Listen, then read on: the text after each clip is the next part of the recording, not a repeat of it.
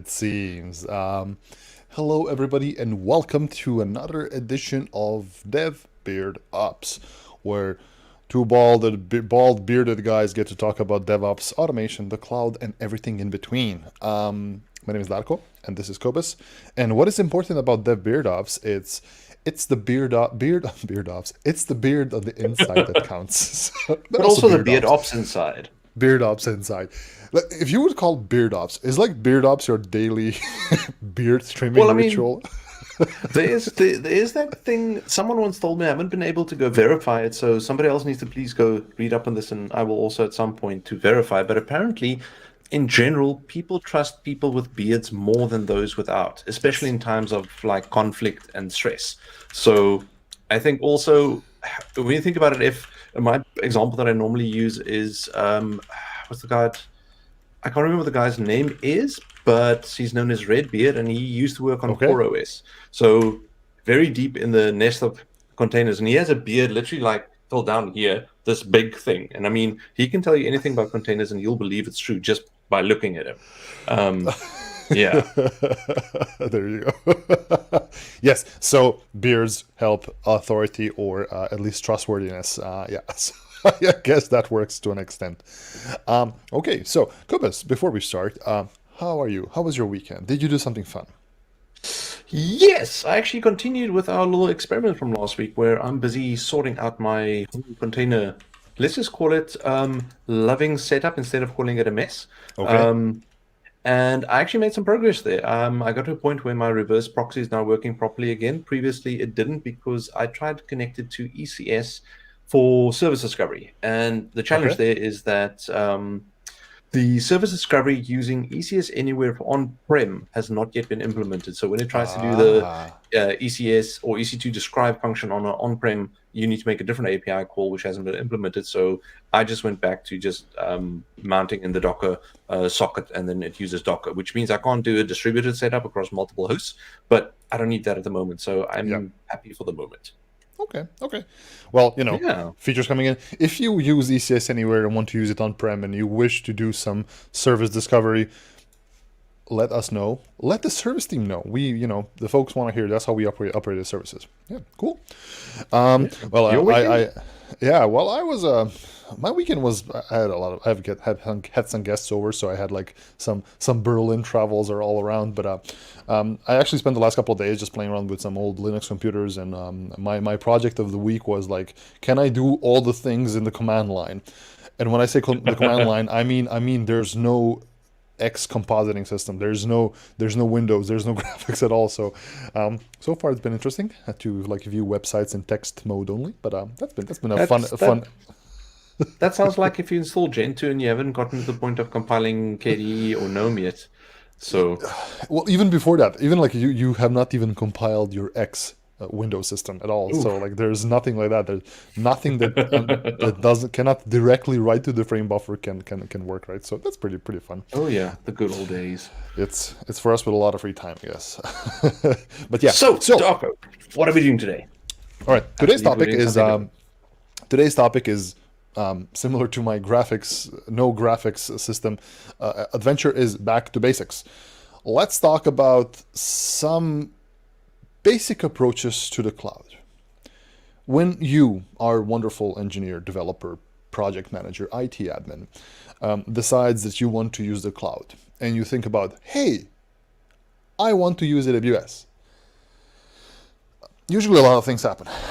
You go to AWS.amazon.com, you register your account, and all of a sudden this wall of services comes at you. And how many services do we have, Kubis? 200 plus? Last official count I saw was 212, but that was before reInvent last year, so it's more than Exactly. that now. Yeah. So 212 plus services out there, not to even mention how many features or other things exist out there. But you want to host a website. You want to host a container. You want a simple database, or maybe just host some files on AWS. If only there was a simple way to do those things. Foreshadowing. Is there? Well, is there? Dun dun Well, dun. exactly. Dun dun dun. Actually, there is. There's a. Is it a service? It's a collection of services that's called Amazon Lightsail, And Lightsail is basically it's a completely separate thing. It uses separate console and everything like that. It looks different. It plays different. It is still handled and backed up by the big old AWS infrastructure, but it's also I would call it much more simpler, right? So that's the whole point. And it's not just simple; it's very predictable. One of the problems some people struggle with is, hey, how much will this cost? And unless you have experience and you know how to do cost controls and billing dashboards and all of those things, sometimes it may be just how we say in Serbian, you just have to slap yourself on the belly and guess what's the number of how much exactly how much this is going to cost. Just like, and with Lightsail it's different. Lightsail actually has a very transparent pricing model, similar to your run-of-the-mill web hosting solutions out there. So that's a great benefit to this.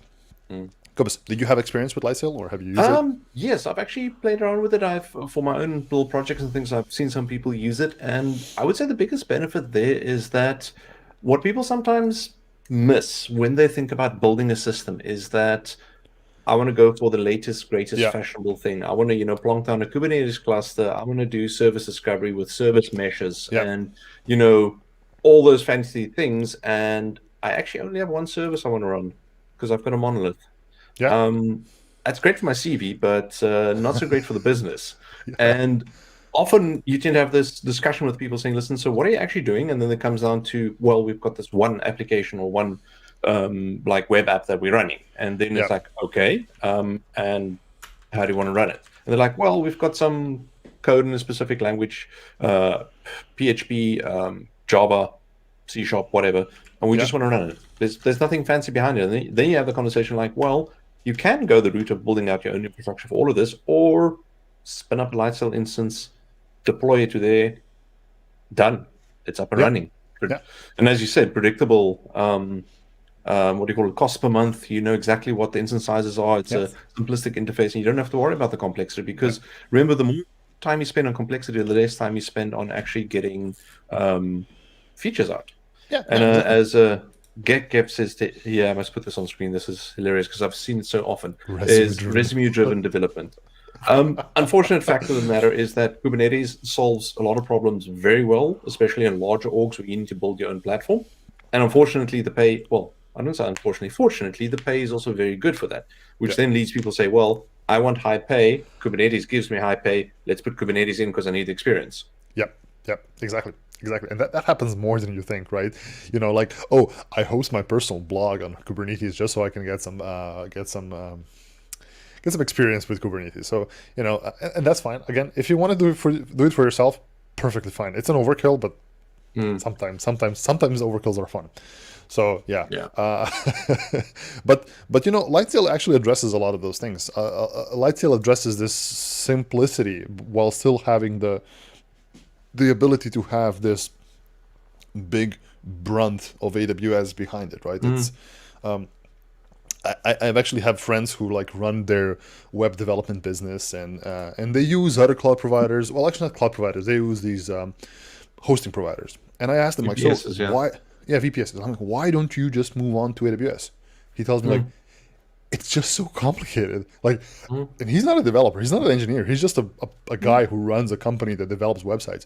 And they open up AWS and what is this? What do I do about this? So a lot of times it's so beneficial to have an option. Say, hey, click a button, launch a web server. You need WordPress? Click a button here, and it all runs. Right. So I think the name of the show should be gatekeeping, and I think Lightsail is one of the things. one of the things that anti-gatekeeping. One of the things that Lightsail does is exactly that. It gives you the ability, even if you're not super technical, to actually have resources in the cloud. And today we're going to be basically going through a bunch of different options. What's available on Lightsail? Yeah. All right. It's I think the thing also important to understand here is that while there's a whole bunch of different AWS services, we build them based on what customers need. And unfortunately, surprise, surprise, not everybody needs the same thing. Yes. And that's unfortunately just the way the world is. Everybody does things differently. So That's it. Correct. Yeah. Yeah. It's not the same for everybody, right? Sometimes the simple solutions are just sufficient, right? So, and I think as Lightsail grows, it's becoming more complex in a sense that it has more and more features. So I'm waiting for like in 2 years or 3 years where you have Lightsail with like 70 different offerings, and yeah, it's good. It should be also very special. But actually, instead of just chatting about it, let's do something, right? Let's bring up a console. Let's bring up a console. Share. I'm so glad you have to. My computer's acting a little bit weird, so I actually had to reboot before this session. Yeah. So I'm not going to try and share anything today. I'm gonna do these things. So Amazon Lightsail. Well, actually, how do you get to Amazon Lightsail? It's from the AWS console, right? So if you search Lightsail, you should find it here, and it takes you to a completely different looking web interface, right? It is very different. It is still AWS, right? So mind you, this is still AWS, but it has a different look and feel to it intentionally, right? So it wants to be different because it's made for, it doesn't want to confuse you with the rest of the services, right? So yeah. And I would say it looks really nice. I'm not sure what you Cobus, but I like the look of Lightsail. My only critique would be here just that I would prefer something with like a dark theme, but that's just personal preference because it feels like it's so light. But then it would be called Dark Sail, wouldn't it? Dark Sail. Wait, is there a way to do this, to create? No, you could probably do with some like Grease Monkey script or something, but yeah, it's just like no. Amazon Lightsail team, make a dark mode, please, and call it Dark Sail. Yeah. We have a couple of folks here. Lost Algorithm is here. Flexion is here. Dennis is here. Yeah. Welcome back. There's a comment by Wordad. I love Lightsail. I moved some of my small e-commerce stores into Lightsail. Ended up costing me 1/4 of my original cost. Yeah, it can be much more predictive in what you do and how you do it here. So I think that's one of the major benefits of Lightsail. Well, let's click create instance and show folks that. Yeah. So before we click the create instance, there's a bunch of things Lightsail does. As you can see, it has instances, it has containers, it has databases, it has networking, storage, and snapshots. So there's a bunch of different things you can do. When I started, I think there was only instances.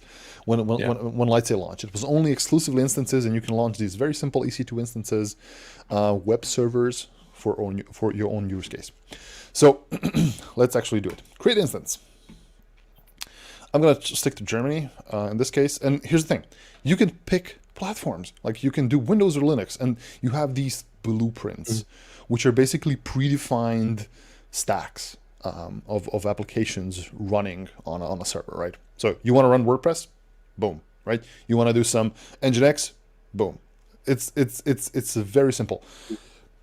Redmine, that takes me back like at least 10-15 years. We used it. What is Redmine? Redmine is a task, like I think Bugzilla / task management type system. It was a bit friendlier than Bugzilla at the time, so we switched to that. Yeah. So yeah, these simple things are well, I wouldn't call it simple things. These relatively complex things are easy to set up like this, right? So it is just wonderful. So like let's do WordPress, right? Why it's like the default thing you do. Well, by the way, if you go on Windows, there's no predefined like stacks. You just launch as a Windows server and you do the rest. For Linux, there are blueprints like this, or you can just do your standard Linux without anything configured here, right? Quick question there from Ruan about let me just pop it on the screen. Give me a sec. There we go. Can the community contribute to the Blueprint apps or AWS internal only? Actually, if you look at this closely, what you'll see over here is that in the middle of the screen, it's certified by Bitnami. So we actually use Bitnami images for this. So I would assume that first it has to go through Bitnami, and then we've got some kind of vetting process to decide which ones go on here. But I mean, short version of the answer is no, the community, unfortunately, at the moment cannot contribute these. Yeah, exactly. You can do your own modifications, like doing specific launch scripts, like shell scripts. You know, the standard is you launch a web server on an EC2 instance. You can do like a user data script, basically create a bash script here, and that will configure it yourself. But you cannot create these like blueprints yourself, unfortunately. So yeah. All right. So the key pair, it actually has its own sets of key pairs. I'm not gonna get into it. This is perfectly fine. And you can also enable automatic snapshots. Snapshot will just create your backups of your instance. Wonderful. Well, you should always have backups, right? And here's the meat and potatoes of of Lightsail. Pricing. Boom. Don't you wish there was something like this on EC2? You have it very transparent, saying, hey, for $3.50 US dollars, you get a half a gig RAM, 1 vCPU, and a 20 gigs SSD, and 1 terabyte of transfer. Yeah. Right? That's it. It's simple as that. Now, you can go up to like $160 per month. I think you can do even more. I think it can be even more expensive with Windows. But you know, this gets you like 32 gigs and 8 vCPUs. It doesn't go overboard. It doesn't. You cannot do like those massive, 256 core and 64 terabytes or whatever. You cannot do those things here. But I would argue if you get to that size, you're probably building something that exactly is more of a host for some other services or something. Exactly. So yeah, right. And then just give it your name. Let's do WordPress and let's do Stream. Why not? Stream DevBeardOps. You can do multiple instances if you want.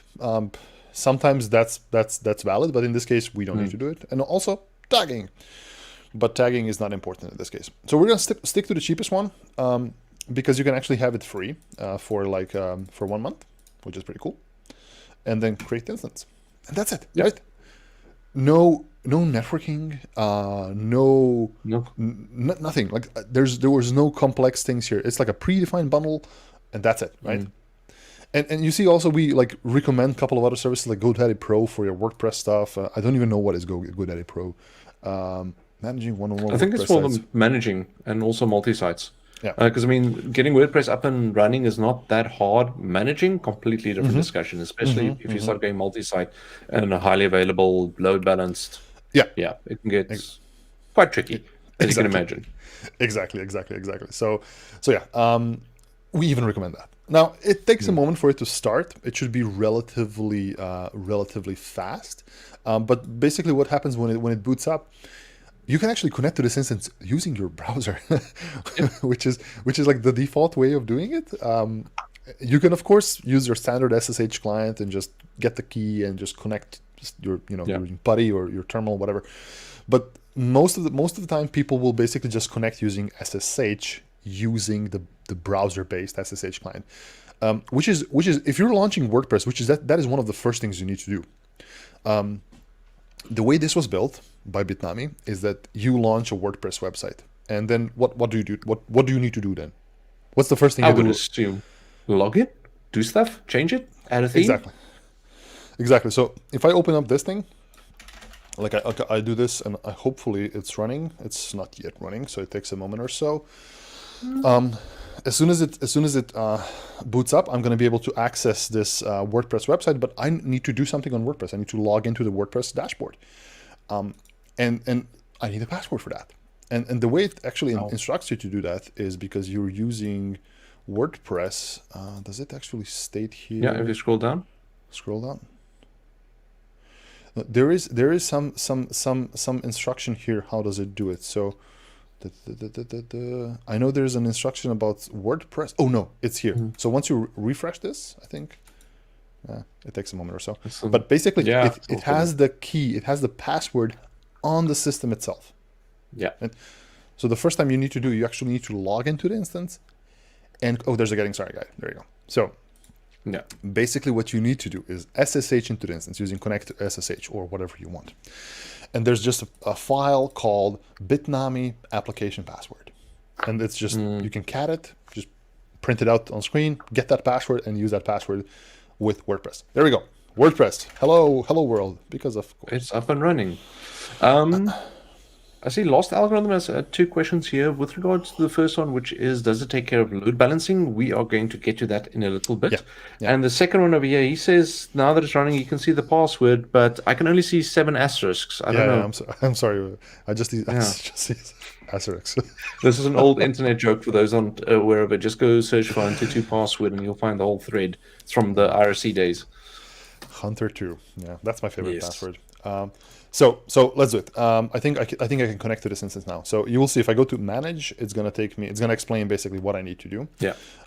If I go to, where is the WordPress admin? There we go. Follow these instructions on how to retrieve your password. You probably need that first. Yeah. So I need to go here and click connect to SSH. Now I need to share another screen. Stop screen share. Okay, good. All right, so this is the web-based SSH client.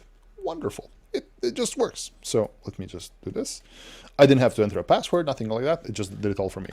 So there is a Bitnami application password here, right? So there's a file called that, and what I need to do is cat that file, but not in front of you all, because there are some quick fingers in the audience who may go and change the password. So let me just go off screen, cat the Bitnami password, and yeah, I know you all want to hack the world, and I can actually just go here, not change my camera, but share my screen, share this screen, yes. And then let's go here, and you can do just a WP admin in the top. Boom. WordPress. User, and then the password Hunter2, and voila. That's it. So I am now logged into WordPress. Actually, you can be logged into WordPress like this, and you can get started. Get your post running, and that's it. You have a WordPress blog in how many minutes? 6 minutes or whatever, right? And it only costs $3.5 a month. Yeah. So pretty cool, pretty simple, and really fast. Yeah. Right. So I will leave this as it is right now, and we're going to talk about something else. But before we talk about something else, hello Twitch, hi, or not just Twitch. We have a lot of folks here. Hello everybody on stream. Welcome to DevBeardOps. This is July the 21st, Wednesday. Yes. Today, Kubus, this gentleman here, we get to talk about the basics, the simple things on AWS. That is Amazon Lightsail. How you can do simple things such as host a website, host some files, maybe do a database and some networking on AWS with a lovely service called Amazon Lightsail. What we've done just now is we've launched a WordPress blog on Lightsail in like 6 minutes. So welcome. And yeah, let us know. Have you been using Lightsail? Have you been using something like this? Do you host WordPress, and how do you do it? Yeah.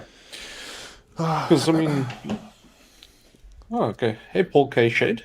Hello. Oh, it's Paul. It's Paul. Paul from AWS. Paul is a host of another show based in Australia. It's called Devs in the Shed. So if you're awake in their time zones, they also do a lovely show on Wednesdays. Him and his friend, I'm not sure who's the other gentleman, but Paul and some other fellow Amazonian, they do a lovely Twitch show called Devs in the Shed, and they actually sit in sheds, which is fun. Matt, there you go, wow. Matt. So nice. Yeah, make sure to check them out as well. If is you it are a bike shed? It's a bike shed. It's a shed. And what color is the bike shed? What color? So let's do one more thing. Now, yes. I want to have a look at storage, because this is the latest feature coming out from Lightsail.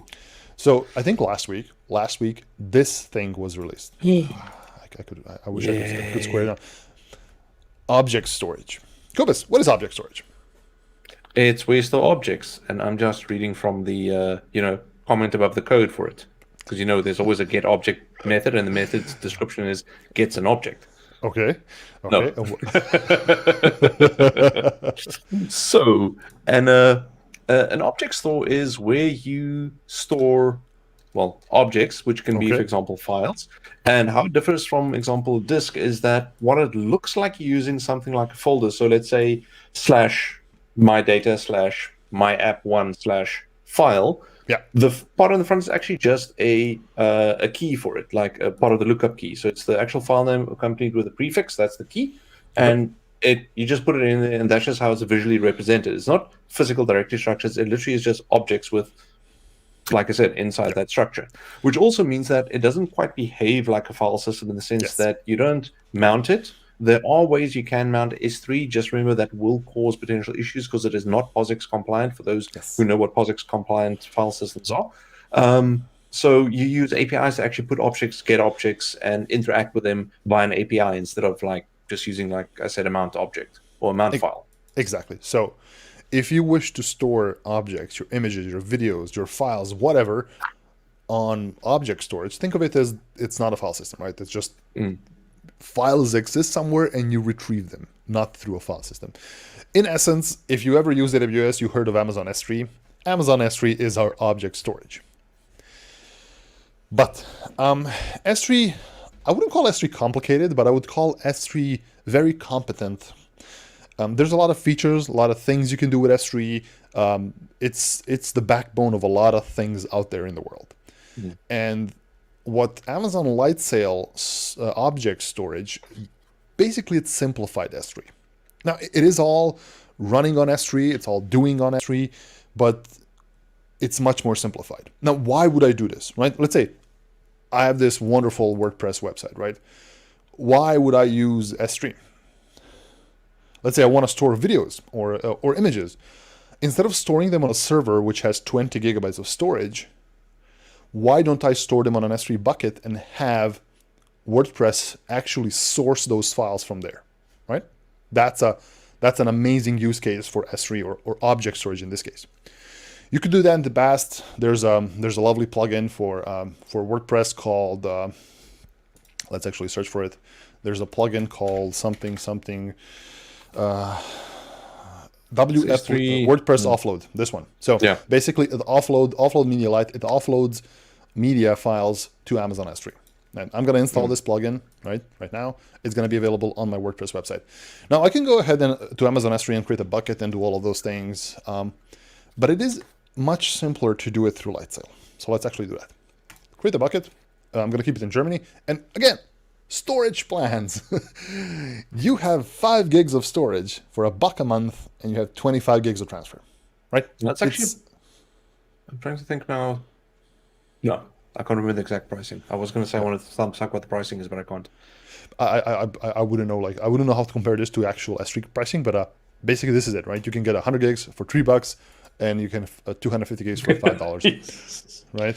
So it's at this point I've often seen people like have these discussions like, ooh, which one do I do because I want to optimize the bill, but literally the time you just spent on thinking between 5 and 100 gigs might cost more, and if you think about what your hourly rate or minute rate is, then just going click 100 and go or whatever. Exactly. So if you do this one, you have it free for the first 12 months, right? You can have this 5 gigs, 25 gigs of transfer for the first 12 months for free.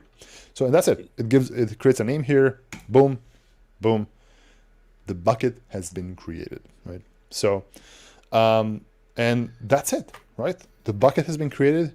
You can actually manage your objects through this, right? It has your standard file system structure, even though it's not a file system. But what's wonderful about this is the permissions. So if you want to give a specific instance access to this bucket, instead of figuring out bucket policies, those lovely JSON objects and all the stuff, you can just attach instance, boom, WordPress, boom. That's it. This instance now has permissions to access stuff in my bucket, which is just wonderful, right? So I think that's a really neat way to do it. So if I would go into my instance and just try to access content from this bucket, I would be able to do so right now because I've just give it permission, right? But I want to do something else.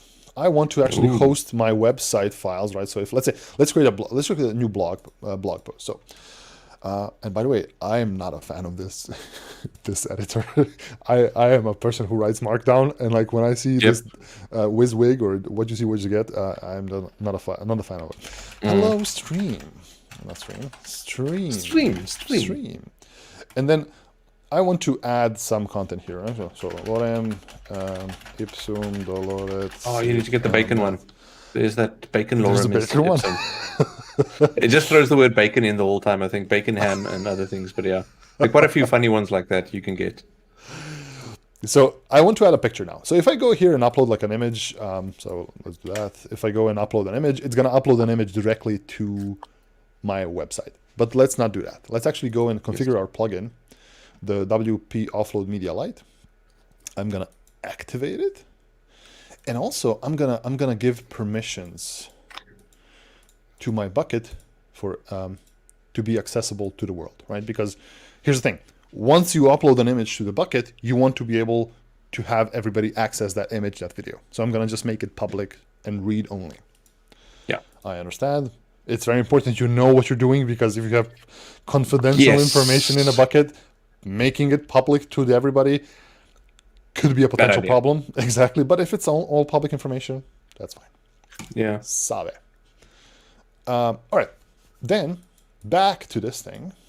If I go here and settings, and this thing actually gives me the ability to host my files on DigitalOcean and also on Google Cloud.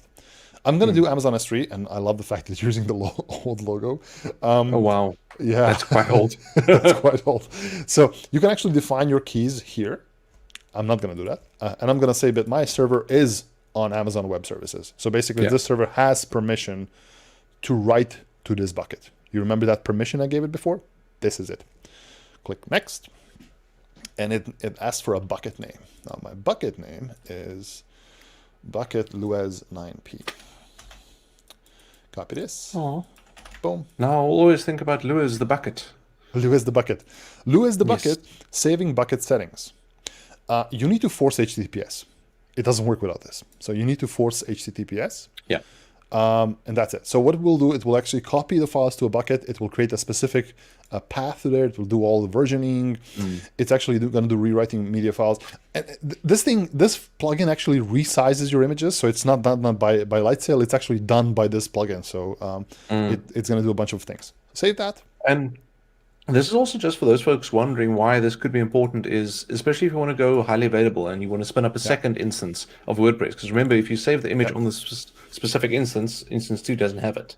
So it needs to be able to get to that image. Correct. All right, that's fine. Perfect. Now let's go back to the post and hello stream, and let's add an image. Let's add an image. Image upload file. All right, so let me find a nice image. I think I have something somewhere.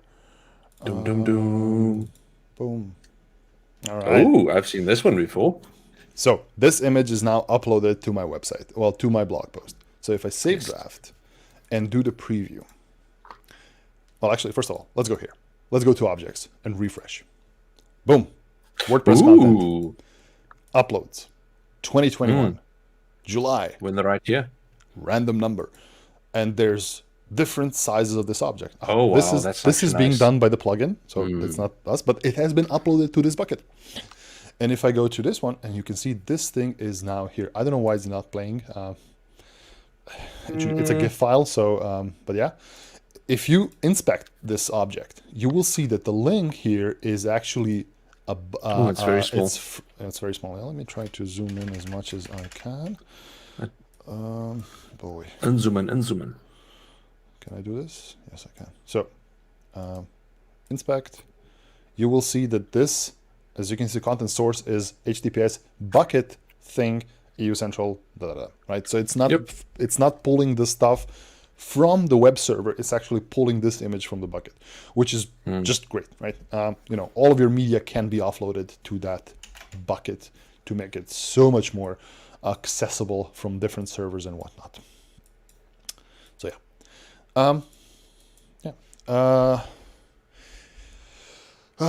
Paul asks, so okay, there's a couple of questions here. Okay, Dennis inspired you to do a video on Lightsail. Yeah, check it out. It's wonderful. A lot of features here. Lost algorithm. Can I use these buckets in EC2 when my application outgrows the Lightsail offering? So this bucket does not exist in your account, right? If you go to your S3 site, it's not available there. So far, I think there is no way to export this bucket to your AWS account. I'm not really sure if that's the case or not, but I think there's no way to do it right now. For EC2 instances, you can do that. You can actually export EC2 instances from Lightsail instances to EC2, but I don't think you can do a bucket here. So you cannot access these files from outside of Lightsail. So that's kind of a thing, how it works. You also have this wonderful storage quota thing, which you kind of view your stuff here. So that's pretty cool. Right? Juice Weasel. Does this mean that the bucket is allowing public access? Absolutely. So if you go to a file here and you find something like this one, and I would get its URL like that, boom, it's publicly accessible, right? I've made it publicly accessible. I made all the objects here publicly accessible. You can change per object. Like I can basically just do like maybe just uploads, make it, I think I can do like, can I do permissions for objects themselves? I don't think so. I think this is set on the bucket level. Yeah, it's set on the bucket level. So there's a bucket policy for that first, if you go to the normal S3 service. No, you can actually do it. Check it out. So if I do private, save, and then do objects, this thing, it's not super great. This individual object access permissions are ignored when your bucket is private, right? Yeah. Individual objects can be made. There we go. This is the option. So if I do this, boom. So now individual objects can be made public.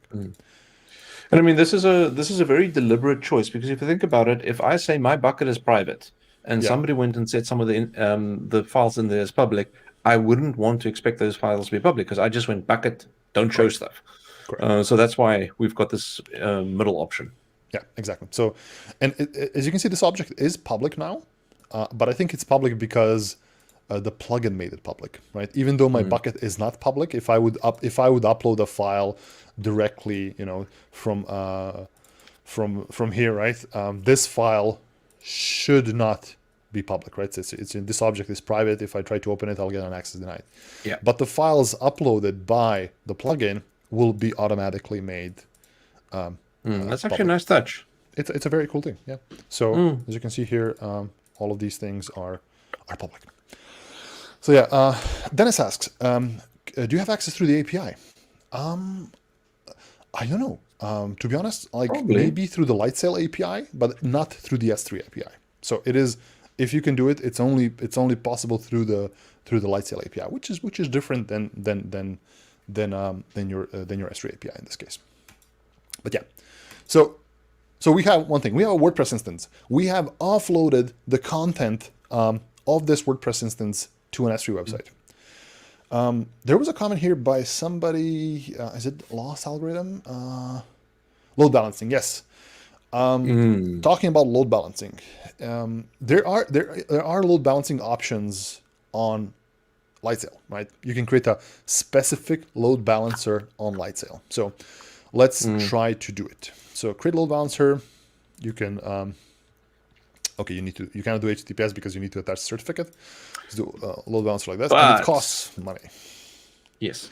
So just quickly, there is something apparently I heard when you use a container for your service, you can actually get the HTTPS certificate much easier. You don't have to. Let's try it. We can try it. Yeah. So I have launched a container. So you can launch containers on Lightsail. Balls, right? Let's actually show you how this works. So I like the icon you used. Which one? This one, yeah. Yeah. So you can actually create a container service on Lightsail. It's very simple. You create, you choose choose the power. I love choose the power here. I feel like it's a bad translation for something, but it's you get to choose the power. I'm going to use micro power in this case because it's sufficient. But the question is, Docker, do you have the power? I have the power. And you can see how he has 1 gigs of RAM and a quarter of a CPU. So you can do just the micro power. And I'm going to just select the number of services to 2. What this will in essence do, it will create 2 containers of this configuration and run them. Set up a deployment. This is where you choose a specific application you want to run, right? You can do a custom deployment where you can actually get your image from a an image, specific yeah. repository. You can do a launch command. You can do a whole bunch of things. But hey, this is a demo. Let's do a simple hello world thing, right? And that's it, right? It's a hello world container. It's going to do port 80, HTTP, bam, right? Container service, I'm going to call it, not service 2, but let's call it container stream beard ops, right there. Container beard ops. Oh, Docker, now you just have to throw an underscore in there and you'll mess up the naming completely. I messed it up. It You actually, had capitals. it corrected me. That is what's known as a capital offense. Capital, right? But it fixed it. It needs to be lowercase. So yeah, it's gonna cost me $20 a month. So it's very clear. Here's the amount of money it's gonna cost you. So pretty cool. Yeah. And that's it. Great service. Okay. I was going to say before you click the button, Lost Algorithm just had a question there about whether or not you can only use public images for that. I didn't check. I didn't check. So you can do a public registry, and you can do it from your local machine, right? So I don't think you can do it from a private repo in this case. You can do it it does actually fit in. Yeah, it actually fits in with the mindset of Lightsail if you think about it, because setting up a CI/CD pipeline to build an image and push it and set up a private repository is a little bit more technical and might be outside, I think, the scope of what people want to do. Correct. Whereas you go from just building locally and then deploying it, I think is more if you think of the target audience of people Exactly. for the service. You can push like local containers, like using the AWS CLI by basically the Lightsail command. You can push a container image from your local machine to your Lightsail instance, which is sometimes just sufficient. So yeah, only public registries and your own local machine. So all right. It's a middle ground. Sometimes we approach services like this. It's a very simple service. It provides a lot of functionality. Well, it provides sufficient functionality. Yeah. But it doesn't have all the bells and whistles. And that's normal. Like I always like, oh, I wish this had this. But then you just go to ECS and do all of that, right? Oh, but it's not as simple. Yeah, so it's a middle ground.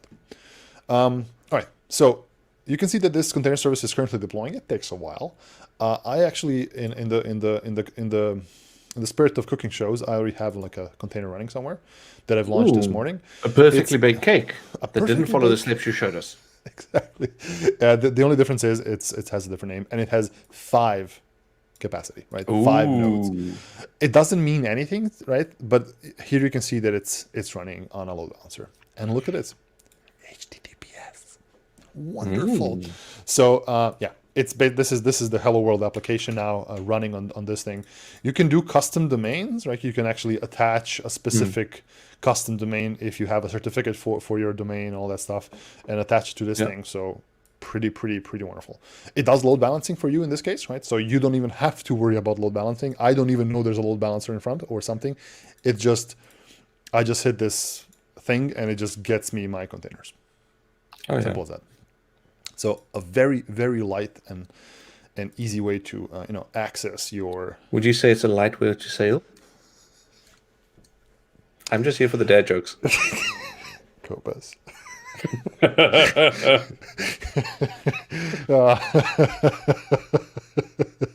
And this is how you break Darko, folks. Yeah, you just say a super bad joke and I just stop. Yeah, so containers. This is a really neat way to do containers. And you don't have to, again, worry about any load balancing, no networking whatsoever. Here's your container. Here's your public image. Here's your local image. Run it, and here's the URL for your application. Bye-bye, right? And that's it, right? So, let me drop a link. Why not? Please load test my my thing here. By the way, let's see what happens. Yeah. By the way, I have an ask from somebody here. If any of you are following me on LinkedIn, go to my LinkedIn page. I'm actually streaming this on LinkedIn as well. I wanna see how StreamYard works with LinkedIn. If you can just drop, actually, let me pop in a link here. If you can just check out this video and just post a comment there, right? Just say hello. I want to see how does this thing work with LinkedIn. Yeah, because the thing is that the funny part is we can't post a comment to LinkedIn from Yeah, StreamYard. So we're exactly. curious to see if the comments come in, because otherwise it'd be very unpleasant if someone's asking us some really interesting questions and Yeah, we just go like la di da di da. exactly. So if you can just go there, just say hello. That's all I ask. You don't even have to. Okay, Thank it you. works. Thank you. Hey. Nice. Let me just pop it in. I want to see if the image works. So Dennis, but your image doesn't show. I think that's some limitations No, the image of. shows. You see Dennis's image? Yeah, I see Dennis's face. I Oh, think you this do? is still Dennis pre-haircut days though, but it's not quite as rough as it was Oh, on okay. haircut day. So So my StreamYard doesn't show it for me. I see it on Twitch, but my StreamYard doesn't show it because I think I do some ah, filtering or something like that. And like for example, there's a person called LinkedIn user. No, LinkedIn user. This is because you have made your profile not public and we cannot see it. So cool. Thank you. And there's also okay. There's subtitles subtitles. on yeah. It automatically generates subtitles as we talk. I Oh don't know how that wow. works. I'm not sure how I've seen that work very badly.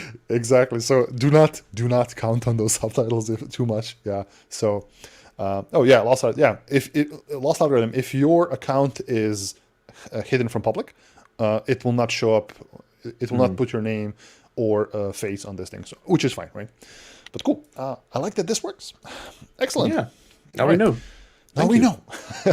So let's slowly wrap up, and I want to just chat a bit more about Lightsail and the things here. So what we've done today is we've launched a WordPress instance using Lightsail instances. We've created an object storage using a bucket in Lightsail, and we also, for the kicks, launched a container service which is currently running. I think this one is running as well. It is, yeah. So it's we've basically shown how you can create certain things from your instances, typical web servers, to your container-based applications, to some object storage on Amazon Lightsail, right?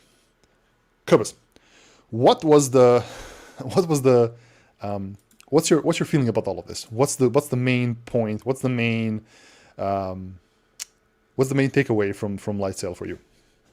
I mean, literally what it says on the tin, which is a simple way to run things. Granted, it's that balance between if you make something very simple, you don't have as much configuration control over it to do small nuanced, Yeah, I have to do it in my way type thing. But just, I mean, to get something up and running in the cloud without having to then worry about, like if you want to move away from a VPS provider, or yeah, better yet, move away from your server under the desk, which I'm sure we all have. It's a great service to get started with. I mean, it eases you into the ecosystem. yeah, Because which is, and I understand the challenge there. It's like there's a lot going on out there, but I mean, it's like dropping someone who's just finished like a small coding boot camp, or let's say a comp sci degree, and putting them in a large enterprise and saying, well, okay, by the way, this is how things work. And you go like, well, there's 50,000 things, exactly. because those 50,000 things have been built over years and years. So you Yeah, can't just absorb it. exactly. So there's a lot of ways you can do specific things. A lot of ways you can do all the things on top of AWS. But Amazon Lightsail gives you a few ways you can do certain things, which in essence are simpler, are more transparent in the way they're built and the way they work. And there's somebody mentioned here, I think it was Lost Algorithm, that you like the layer of abstraction, the level of abstraction. It's it's okay, right? Sometimes this gives you the focus on what you're actually doing. If you are a blogger, right, you are not a person who is in IT. You don't care too much for it, but you want to create this great blog and you want to run it on your own platform with some additional control. You don't have to worry about setting up your own WordPress site completely from scratch on an instance and your Apache's, Nginx's databases, all that stuff. Click a button here. $3 a month Yeah, no, will definitely. get you most of the things you need, while still being more than just your typical service as a service or the software as a service.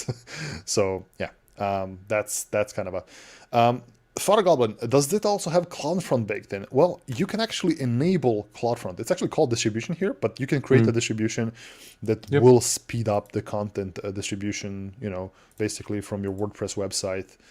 It needs a static IP and all this stuff. So, but it will actually do all of these things. And it's very simple. It's very much like if you ever worked with CloudFront before. So many options, so many Yeah. things exist there. You look at it like, okay, what origins and caching and what? Yeah, boom. you're done, right? Very simple. And of course, your cost is going to be displayed here as well. So I think this in itself is just wonderful. Next time, I think next week, we're going to look at more things, right? Next week, Kobus and I are actually going to look at the distribution part. We're going to look at load balancers, see if we can actually create our own load balancer. And more importantly, we're going to look at databases.